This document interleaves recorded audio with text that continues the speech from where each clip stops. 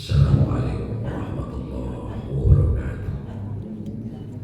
Alhamdulillahirabbil alamin alladzi ahyana ba'da ma amatana wa ilaihi nusyur. Asyhadu an la ilaha illallah wahdahu la syarika lah. Lahul mulku wa lahul hamdu yuhyi wa yumiitu wa huwa ala kulli syai'in qadir. Wa asyhadu anna Muhammadan abduhu wa rasuluhu sallallahu alaihi wasallam la nabiyya ba'da amma ba'd. Bapak, Ibu, kaum muslim muslimah jamaah Masjid Baitur Rahman Bukit Serungan yang dimuliakan Allah Subhanahu wa taala. Dalam Al-Qur'an, gaya firman atau gaya bahasa Al-Quran itu ada yang disampaikan oleh Allah dalam bentuk pertanyaan. Maka pada subuh ini kita akan bahas salah satu di antaranya, dan ini terkait dengan salah satu kultur dan kebiasaan yang kita senantiasa lakukan di dekat-dekat Ramadan, di dekat-dekat Idul Fitri di bulan Ramadan, yaitu menyantuni orang miskin dan anak yatim. Allah bertanya dalam Al-Quran, "Ara'aital ladzi yukadzibu bid-din?" Apakah kamu tahu siapa orang yang mendustakan agama?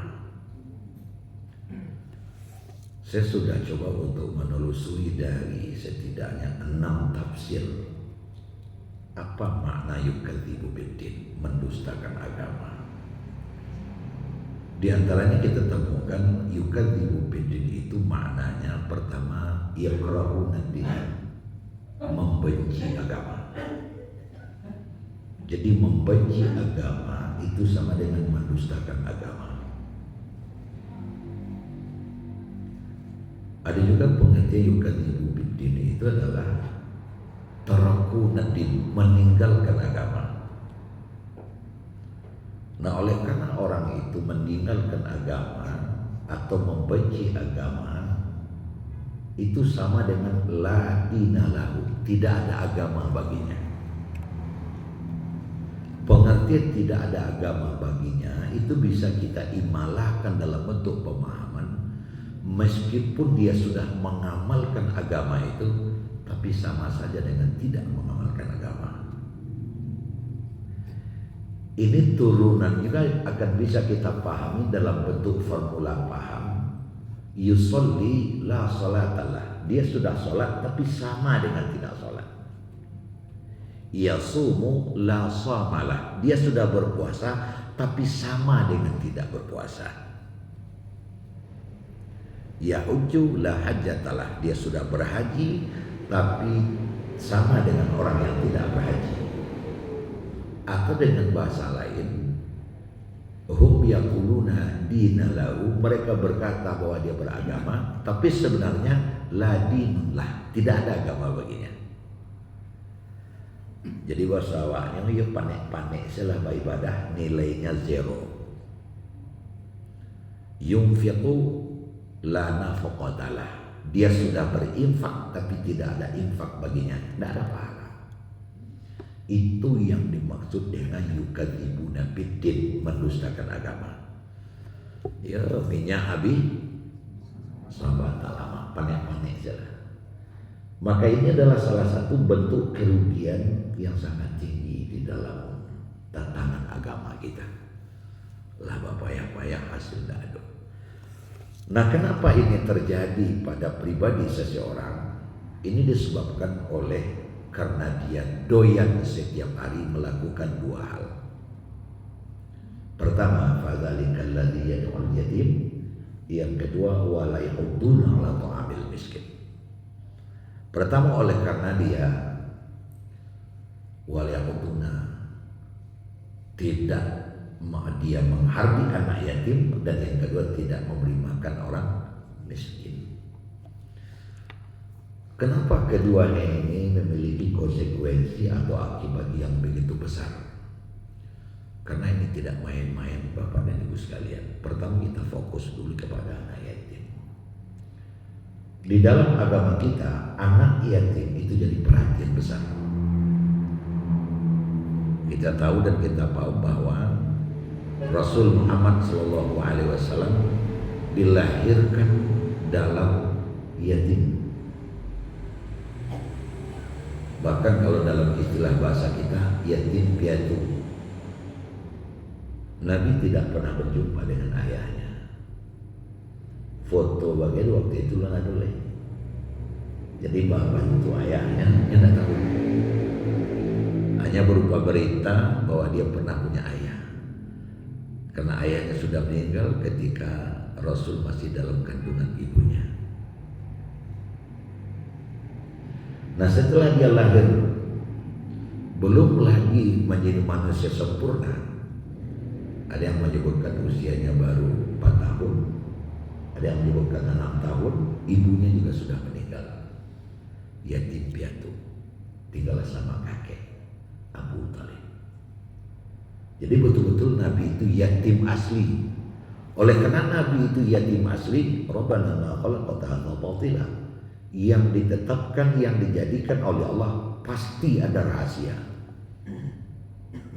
Nabi dijadikan oleh Allah sebagai seorang yatim, tidak berayah, tidak beribu, tentu ada maksud dan tujuan. Lalu apa maksud dan tujuan tersembunyi di dalamnya? Agar itu Nabi menjadi perhatian khusus baginya anak yatim. Jadi kalau kita atullah wa Rasul, kalau kita memang mengikuti Allah dan Rasul, mari kita juga punya perhatian khusus kepada anak yatim.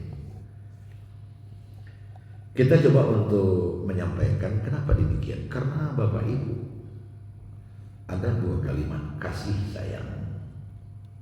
Itu hanya ada dalam kalangan manusia. Saya tanya sama ibu, anak kita lebih dari 1, ada 2, ada 3.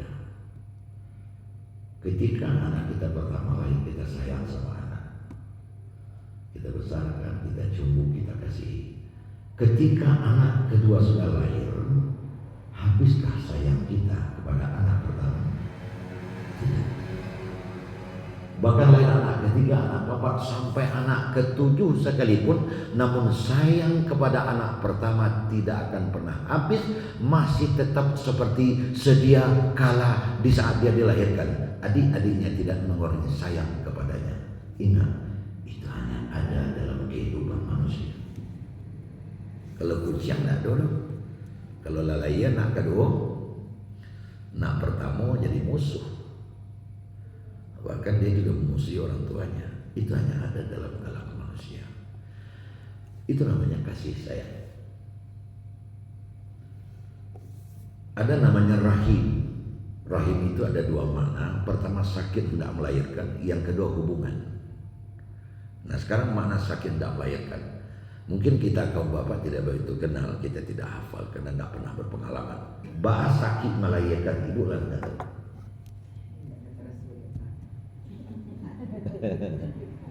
Kan ibu tahu. Saya hanya bisa bayangkan, kami kaum lelaki hanya bisa membayangkan. Karena dalam Al-Quran pun Allah secara gamblang menyebutkan ketika Maryam mau melahirkan Isa, Ya Rabbi mitu qabla hadha. Ya Allah, kalau raiku mana sakitnya, biar saya mati sebelum ini ya Allah. Menyambung nyawa antara hidup dan mati. Dan memang benar ada yang meninggal saat melahirkan anak-anaknya hidup, dia pun meninggal. Bukan main. Marah-marah hari-hari. Dan rata-rata setiap istri ketika melahirkan anak pertama dia bilang, udah abang, kalau rasuliku wana biarlah tak tahu malin sudah kolek. Walaupun lahir tujuan enam sudah itu. Kan rata-rata kayak gitu. Ulin daya.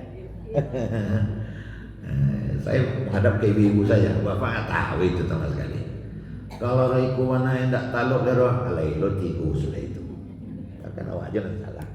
Padusi itu pelupo, pelupo. Tapi begitu besar dan begitu banyak sakitnya bukan main. Seketika anak sudah keluar dan tiba di dunia, rasa sakitnya hilang. Tidak pernah ada pengalaman ya Bapak ya, seorang ibu seketika anaknya sudah lahir dia marah sama, dek gara-gara tadi, ada begitu? Tidak ada. Ada suka mati dan terhidup dia mati gara-gara, tidak ada. Itu rasa sakit bertukar dengan rasa sayang, cinta, bahkan dicumbu. Seorang bidan setelah membersihkan anak mengasihkan sama kita, ini anak ibu, waduh senang bermain, rasa sakit senang hilang entah kemana dan tidak akan pernah diingat lagi, digantikan oleh Allah dengan rasa sayang, cinta yang bermain. Itu hanya ada di kalangan manusia. Dan rasa sayang itu tak tergantikan. Tak tergantikan. Saya sudah jadi kakek-kakek seperti ini, tapi ibu saya masih tetap sayang ke saya. Rasanya masih anak kecil juga kita kalau sudah di hadapan ibu, di hadapan ayah. Jadi sepanjang hari, sepanjang tali tidak akan pernah putus. Kemudian saya ingin tanya lagi sama ibu juga, karena ibu pengalamannya. Lahir kita anak, Allah takdirkan cacat. Mungkin berkaki sebelah, mungkin bermata sebelah, mungkin sumbing dan sebagainya. Lalu datang seorang, baru kita tukar saja, ini yang lebih bagus, yang lebih cantik, lebih ganteng, mau kita tukar? Tidak mau kita. Itulah yang terakomodir di dalam sebuah kalimat, yang kalimat pendeknya kasih sayang. Tidak ada seorang ibu pun yang mampu membiarkan anaknya menangis begitu saja.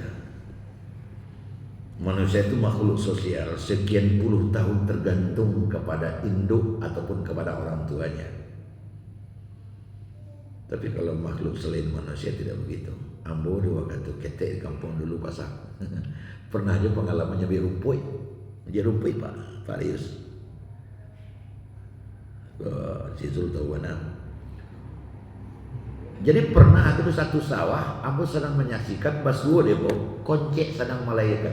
Ternyata ada koncek itu langsung melahirkan, ada katak yang langsung melahirkan. Sama aja manusia, kepala aja keluar dulu. Saya perhatikan sampai itu selesai. Setelah selesai, anak mahambu ke barat, induk mahambu ke timur, dan saya yakin ini makhluk tak akan pernah berjumpa lagi. Anak kelapanya anak, induk kelapanya induk, dan anaknya itu bisa hidup sendiri tanpa bergantung kepada induknya. Tapi lain dengan manusia. Coba kalau manusia melakukan hal yang serupa, apa jadinya anak itu? Takkan jadi anak itu jadi manusia, dia akan berhenti hidup sampai di situ. Makanya setiap hari induk memelihara anak, menangis di bawah susu, lapar dia susu. Buaya dibarasiakan, tidak pernah henti dan tidak pernah letih. Tengah malam waktu tidurmu selalu dilihat dan didengarkan, kan itu. Apalagi anak keteknya di baliannya di mana? Siangnya lalok, malamnya jauh tarik. Tapi seorang ibu tidak akan pernah bosan. Kadang gantian antara bapak dengan ibu memelihara itu anak. Nah, kadang anak dimasuk sekolah, belum berhenti sampai di situ, sampai kuliah, sampai kadang. Itulah yang ada dalam dunia manusia, namanya kasih sayang, menyambung rasa antara orang tua dengan anak. Kalau tidak ada gara-gara anak, tentu tidak karai ku anak. Siang ku anak babi hari, malam ku anak babi minyak. Ya, kita sebut sajalah masalah perongkosan hidup. Kalau untuk awak berdua saja tanpa anak, kawaran adalah pokok ide. Apalagi kalau kita orang-orang baik, bentuk Abu Yalizar kan, kemana pergi tidak ada orang yang nolak. Umpamanya di Sulawangku ada 60 rumah. Itulah itu harapan 2 bulan tak apa pokok itu. Rumah pertama mau ke Pak Haji Rais dulu. Orang ada ngapi yang lah bunyi Assalamualaikum menyebut tu. Temak rumah biar. Ndak kamu kita tu lah dia udah. Alasan kalau biar kalau kasut no biar lah. Kalau soal saya makan dia. Besok hari kedua rumah Pak Zul lah. Dia ketiga rumah Pulinda lah. Alah 60 hari lah habis. Kemana? Balik merayus deh. Kan bisa rumah Pak Haji Rayus lah gugunan sama Zul kan. Itu kalau kita berdua saja. Jadi siang wak bayi bayari, malam wak babi minyak, nak kira jadi kapiang, nak may bungka diasa, anak. Itulah namanya kasih sayang. Kita bersaham dan berinvest kepada anak tidak akan pernah merasa rugi. Tapi sekarang ibu, bapak, ada anak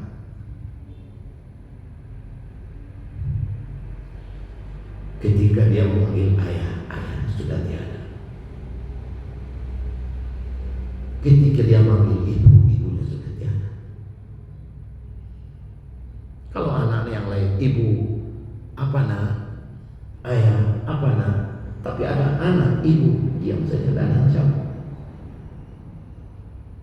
Ayah, tidak ada jawab. Karena ayah dan ibunya sudah tiada. Itulah dia anak yatim. Dia tidak pernah menginginkan hal yang terjadi, tapi itulah jalan hidupnya.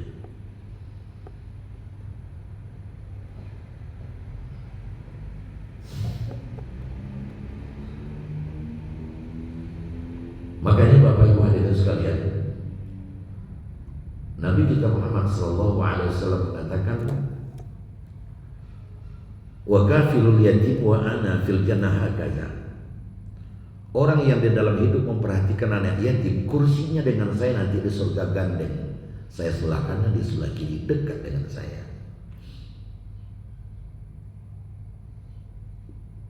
Begitu Nabi sangat perhatian kepada orang yang memperhatikan anak yatim. Kalau di dalam surga kursi kita dengan kursi Nabi, Nabi menunjukkan as-sababah wal wusta, antara jari telunjuk dengan jari tengah, dekat dengan orang yang melihara anak yatim. Coba kalau kita balikkan, bagaimana kira-kira perhatian Nabi dan pemikiran Nabi terhadap orang yang mengabaikan anak yatim.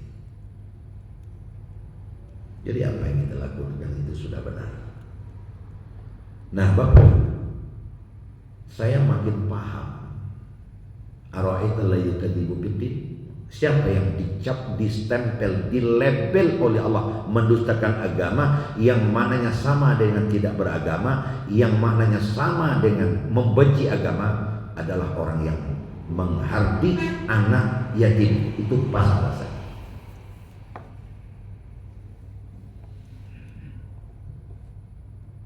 Sulit kita bayangkan. Makanya Bapak Ibu hadirin sekalian, khairu baitin baitul ladzi fihi yatim. Rumah terbaik adalah rumah yang di dalamnya ada anak yatim. Saya sedang membayangkan betapa dosa orang yang membenci anak yatim.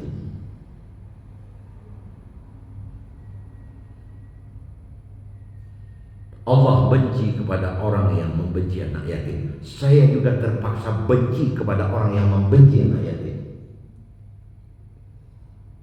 Saya tidak sanggup bertentangan dengan keinginan Allah. Nah,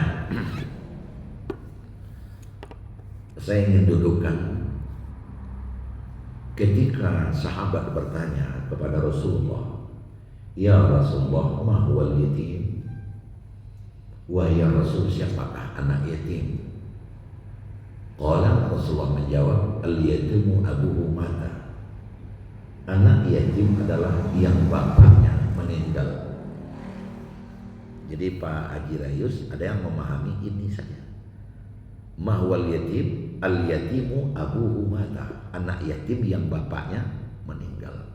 Berarti yang ibunya meninggal tidak? Kan begitu.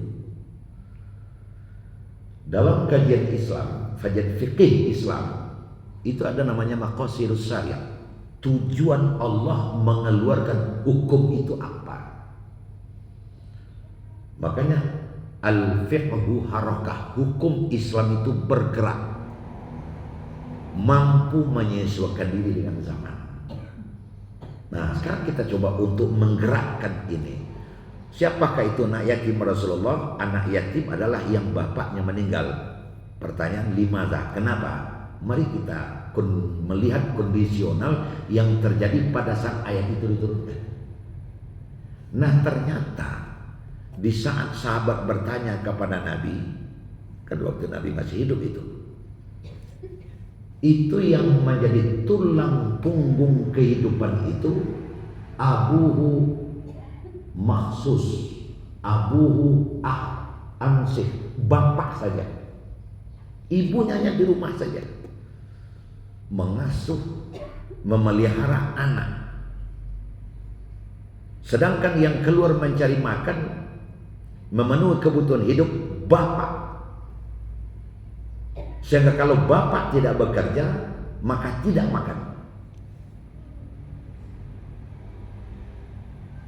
Makanya yang mati bapaknya tak ada lagi ngasih makan. Maka kewajiban untuk ngasih makan pindah kepada kita kaum muslimin.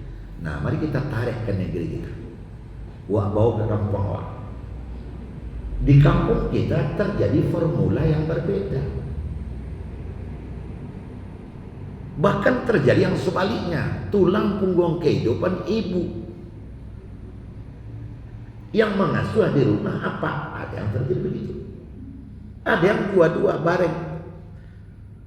Akankah pengertiannya seperti Nabi mengucapkan itu sama di negeri kita? Ya tidak. Karena Nabi menyebutkan bahwa anak yatim adalah bapaknya meninggal karena nggak ada yang ngasih makan lagi. Bahkan Nabi mencari apa? Kalau di kampung awak, seketika kita tanya kepada anak, hai anak, orang gak asal aja harus dicabut nyawanya gini. Asyang cabut nanancak. Siapa mati nanancak ya. Kalau bolehlah anak itu memilih, pasti di negeri ini, terutama wak di Sumatera Barat, anak akan bilang, kalau begitu ya Allah, wahai malaikat maui, apa masalah mau jangan maaf. Betul tidak Bu ya?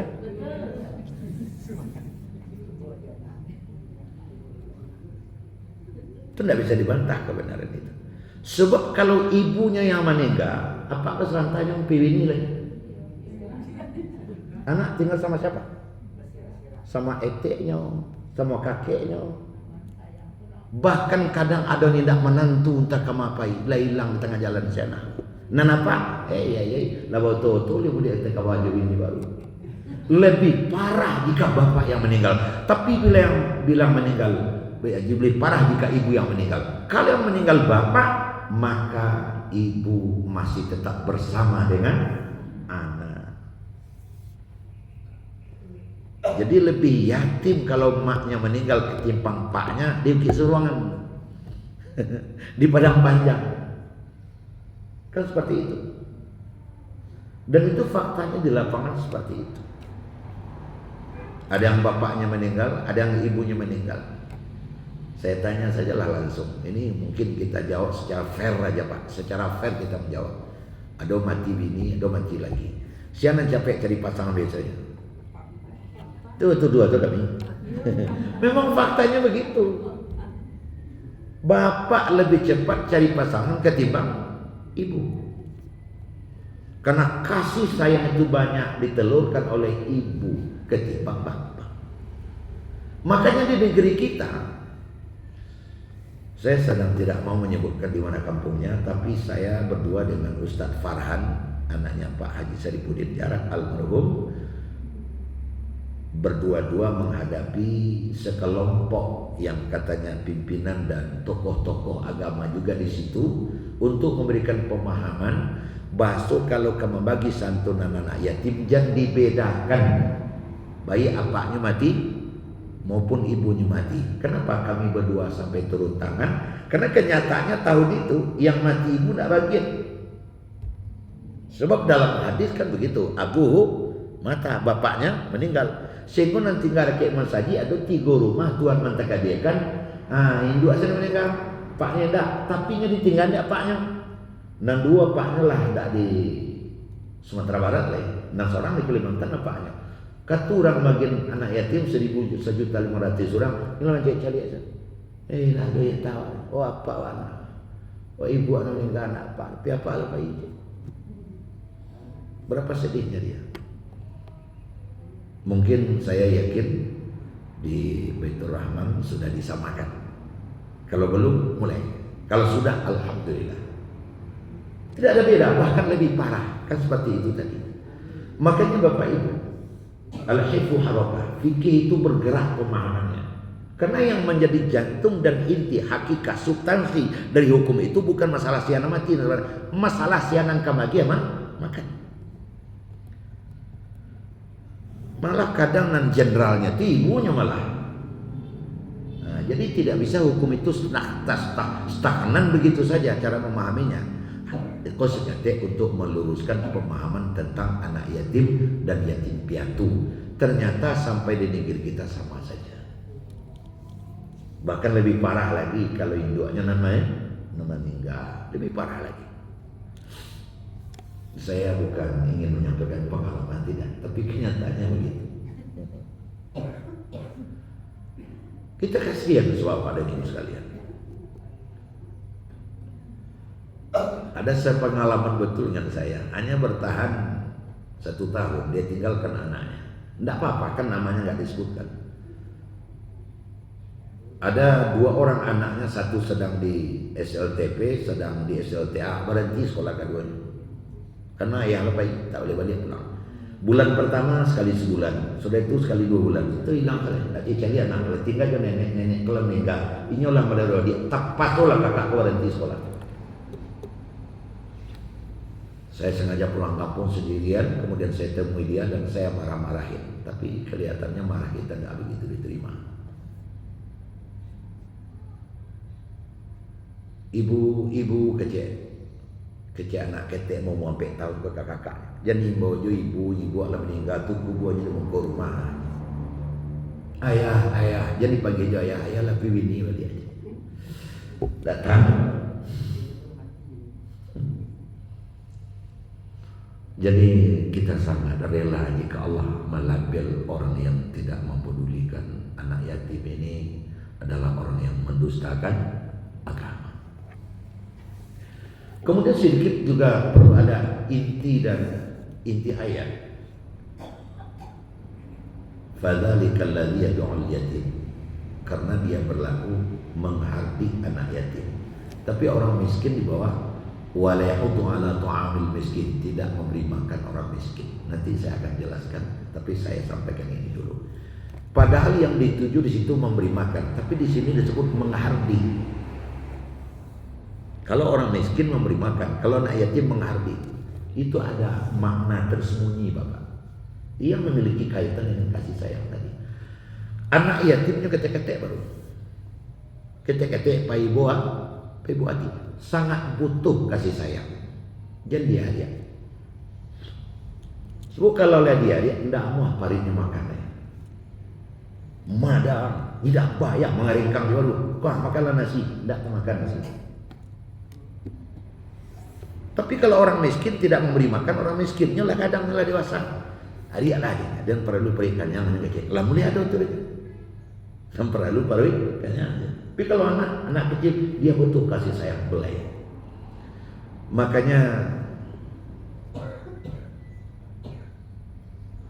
orang yang mengusap kepala anak yatim, maka Allah akan gugurkan dosa dari orang itu sebanyak rambut yang kena oleh tangannya. Dewa nasi yang apalagi labek rambut anak yatim. Tahu banyak dosa gugur. Man ra'sa fi ra'si yatimin, siapa yang mengusap kepala anak yatim, maka habitat anhu sayyi'at, gugur dari orang itu dosa sebanyak rambut yang kena oleh tangannya. Pas mau menyampaikan, ada nunjuk tangan jemaah. Dewa ya, ambo tadi pagi lebih itu macu mana yatim kau botak aja.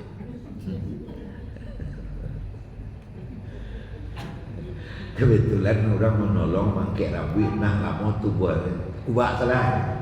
Nah itu nanti rosok dia bu. Ya tidak apa-apa. Sebab kalau dibotak nampang rambut itu sebanyak tujuan. Itu kan ada kubak. Jadi itu tidak ada masalah. Nah, habis pengertian tentang itu, kemudian ayat itu oleh Allah disanding wala yaqutu ala ta'amil miskin, dan tidak memberi makan orang miskin. Ayat ini menjawab apa yang terjadi di lapangan. Kalau ditelusuri umur berapa anak itu masih disebut yatim, ya balik berakal adalah sebagai standar. Karena kalau dia sudah balik berakal, dia sudah bisa berusaha sendiri, lah bisa bakarajo, maka putuslah label yatim. Tidak lu boleh anak yatim seumur hidup. Anak yatim masa dong ini malam itu sudah. Tentu tidak boleh anak yatim seumur hidup dah. Tapi ayat itu indah dan bijak. Innallaha alimun hakim. Apa caranya kalau anak yatim itu oleh jamaah atau oleh kita semua disekolahkan? Masa dari SD sampai SMP sampai SMA itu SMP SMA dia sudah tidak anak yatim lagi. Maka ayat langsung menempel, bantu dia tetap. Kalau sebelumnya membantu anak yatim, terus membantu orang miskin, sehingga namanya sudah berbeda, bantuannya tidak berubah, jalan terus seperti biasa. Cuman label saja, garis ini anak yatim, dari ko sampai kemudian anak yatim, orang miskin lagi.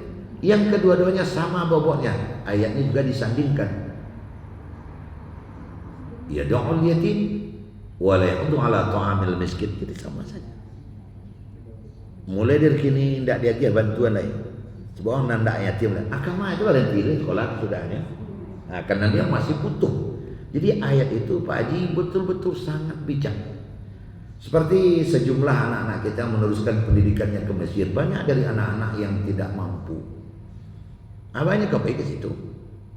Akhirnya para agniya kita yang oleh Allah diberikan rezeki lebih, tak terkecuali Pak Haji Rayu, selama ini saya tahu betul itu tetap kita sabarangannya sebab awak bantu orang miskin sebagai keterusan atau kelanjutan dari bantuan yang kita berikan selama ini. Akhirnya Bapak dan Ibu kita sudah bisa paham. Makanya besok Pak Zul kan berhari nyelang rayo biasanya seminggu ya. Nah, seminggu kalau sudah diterapkan kayak begitu ya alhamdulillah. Kalau belum ya kembali diinventaris sedikit rupa tanpa membedakan mau ayahnya mau ibunya, mereka semua adalah yatama. Makanya dalam Al-Quran tidak ada istilah piatu, itu tidak ada. Jadi sudah diantisipasi oleh Al-Quran bahwasanya kondisional di setiap tempat itu berbeda. Kalau apabila Sumatera Utara kita akan melewati satu daerah justru nama ngasuh mendukung anak itu di rumah papa, nah menunggi di ladang kalau macam dari pagi sampai sore ibu sampai ke daerah kayak Ripit Kabungkulu itu. Nah itu acara itu tuh. Namanya kondisional, setiap daerah itu berbeda dan sebenarnya bisa kita pahami. Makanya Abu Humata bapaknya adalah meninggal, maksudnya nanti menjamalkan tidak boleh. Kalau selama ini tergantung makan itu kepada ibunya, itulah dia sama saja. Nah, pada kesempatan ini saya juga ingin sampaikan untuk lebih membekaskan paham ini kepada kita. Dulu ada seorang yang bernama, ada yang menyebut dengan Abu Hisham, ada yang menyebut dengan Abu Hashim, sama saja. Ini seorang hamba Allah yang sangat taat. Sehingga disebutkan dalam kisah itu, dia sudah beribadah sholat malam tidak pernah berhenti 21 tahun. Kan cukup lama itu. Sholat malam tidak pernah berhenti selama 21 tahun setiap malam. Kalau dibandingkan awak kan jauh awak tinggal. Jadi satu kali Abu Hisham sedang ngambil wudhu, dia melihat di tepi bibir sumurnya itu ada satu sosok. Siapa ini? Dia teruskan mengambil wudhu. Setelah wudhu selesai dia bertanya, "Man anta? Siapa engkau?" "Saya adalah malaikat, datang ke sini atas perintah Allah." "Oh gitu?" "Iya." Dibawa ke tempat yang lapang dan terjadi dialog. "Itu apa yang kau bawa?" "Ada kitab yang 2 kali Quran ini tebalnya dipegang oleh malaikat ini." "Nah ini Tuan Abu Hisham, ini adalah kitab catatan yang di dalamnya tertulis nama-nama orang yang ditetapkan sebagai calon tetap masuk surga atau calon penghuni surga." "Oh gitu?" "Iya, ada nama saya di dalam." "Oh begitu Tuhan?" "Ya, ada nama saya di dalam." izin tolong periksa. Baik Tuhan, saya akan lihat nama Tuhan. Nyoba lihat saleh-saleh. Mulai subuh lah pukul 9 baru selesai. Dia tabah buku tuh. Hampir lembar terakhir enggak juga ada nama Abu Hisham. Abu Hisham mulai ketakutan. Tuhan, ini sudah nomor terakhir. Nama Tuhan tidak ada. Kok nama saya tidak ada? Ulang lagi. Keulang lagi. Di matanya kadang diulang melekeh lihat takutnya. Hampir sore baru selesai. Tuhan, benar-benar nama Tuhan tidak ada. Pingsan Abu Hisham. Karena dia ingat sudah 21 tahun salat malam tidak pernah berhenti. Namanya nggak tercatat. Pingsan, jatuh. Malaikat kehilangan akal. Ini main pingsan ini. Bala kacaro banyak. Ada pek kali malaikat nyambi ayat segayongnya tidak cipta balik.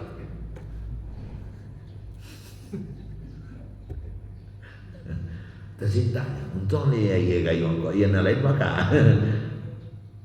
Dia tersentak. Tuhan. Tuhan malaikat, tolong jelaskan ke saya kenapa nama saya tidak ada di situ. Saya sudah beribadah selama 21 tahun. Tuhan Abu Hisham, saya bukan tidak tahu dalam kondisi itu. Sebenarnya sejak dari awal saya sudah tahu. Memang nama Tuhan tidak ada di sini. Dan saya heran. Kenapa Tuhan tidak pernah memerintah saya untuk menulis nama Tuhan di sini? Padahal Tuhan sudah 21 tahun sholat malam tidak berhenti. Saya jadi bingung. Saya bertanya kepada Tuhan. Ya Tuhan, kenapa Abu Hisham tidak pernah engkau perintahkan kepadaku untuk menulis namanya di kitab ini? Itulah Tuhan memerintahkan saya menemui Tuhan untuk menginformasikan itu. Ya, apa sebabnya? Begini Tuhan. Tuhan tidak perlu khawatir apa yang Tuhan lakukan itu Tuhan tidak tahu. Saya tidak tahu. Tahu. Selama 21 tahun Tuhan sudah beribadah setiap malam. Namun ada 2 kesalahan Tuhan. Pertama, oleh karena ibadah Tuhan sudah begitu banyak. Tuhan baca Quran, Tuhan sholat malam. Namun Tuhan sudah bangga dengan ibadah Tuhan. Justru kalau tidak awak sadari, awak bisa begitu Bapak Ibu. Ke masjid datang lebih awal terus, sholat malam terus, baca Quran terus. Setan memasukkan ke diri kita, berbanggalah kamu karena di tempat ini kaulah ibadah yang paling mantap. Sedangkan kiri kananmu di bawahmu ibadahnya. Dan engkau sudah mendapatkan itu. Penyakit itu sudah menular kepadamu dan kau merasa bangga dengan ibadahmu, dan sekarang sudah melangkah satu langkah. Kau sudah memandang orang lain kecil karena orang lain kau pandang ibadahnya di bawah ibadahnya. Jika sudahnya jajak sering cari orang lain. Sebab awal merasa lebih tinggi ibadah. Ini penyakit kalau sudah sempat menulari kita, orang itu tidak ada ragu-ragu. Tidak ada ragu orang pada karena ibadahnya terasa lah di bawah awak. Zikirnya lah di bawah awak, khusyuknya lah di bawah awak, palonya lah di bawah awak. Awak lah merasa calon surga, orang lain calon neraka. Itu nanti dalam diri dan ini berbahaya.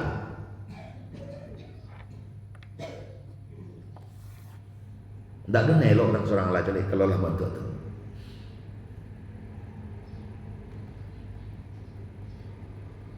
Itu kesalahan Tuhan yang pertama.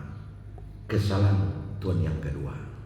Karena Tuhan sibuk beribadah, karena itu adalah idola Tuhan, defas nomor 1 deh Tuhan. Di muka rumah Tuhan anak yatim, Tuhan lupa sama sekali menyantuninya dan orang miskin. Nah, jadi Bapak Ibu, ini fakta, ini contoh tertungkil dalam sejarah, dalam banyak kitab disampaikan. Memang sangat Bapak Ibu beribadah jolawat.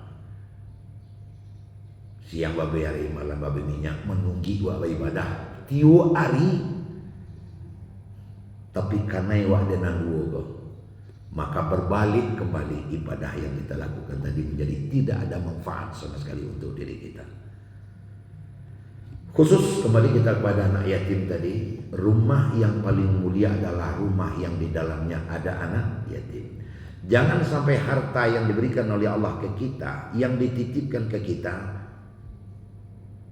wa mimma razaqnahum yunfiqun, jangan sampai sebahagiannya tidak pernah dimakan oleh anak yatim. Maka kalau bisa ambil anak yatim itu surat tinggal sama Jawa. Saya pernah tahun 84 ke Medan selama 18 hari di situ, lalu bawa uang cukup banyak pulang. Selama 18 hari itu saya berdomisili di rumah teman namanya Mai Pelita. Bapaknya orang kita, ibunya orang Aceh, tinggalnya di Medan. Dia bersaudara berenang, tapi yang satu ini saya curiga kok tidak serupa. Akhirnya di tempat yang jarak dari rumah saya tanya, Mai, bako adik anak seorang tua beda. Saya ditarik lagi, Zara, tunjuk anak pungut mah, nak yatim, ayah ibu ini tak ada lagi, dibawa dia ayah ke rumah. Dan di rumah di sabi-sabi itu tak ibu hatinya bergoje. Ternyata bapak ini tamat tawalin juga, orang Aceh. Nyambi anaknya beli mau, anak jadinya anak yatim boleh Aceh. Sehingga rumahnya menjadi rumah terbaik. Dia sedang mengamalkan ajaran Islam kelihatannya. Kalau mampu buat bantu itu, kalau mampu ambil itu, cari seorang tinggal Jawa. Kalau kita tidak mampu, anak bisa. Kan banyak panti asuhan, kita antarkan ke situ. Kalau tidak mampu itu masjid. Sejak masjid Musalah Parang Panjang khususnya setahu saya ada kotak anak yatim.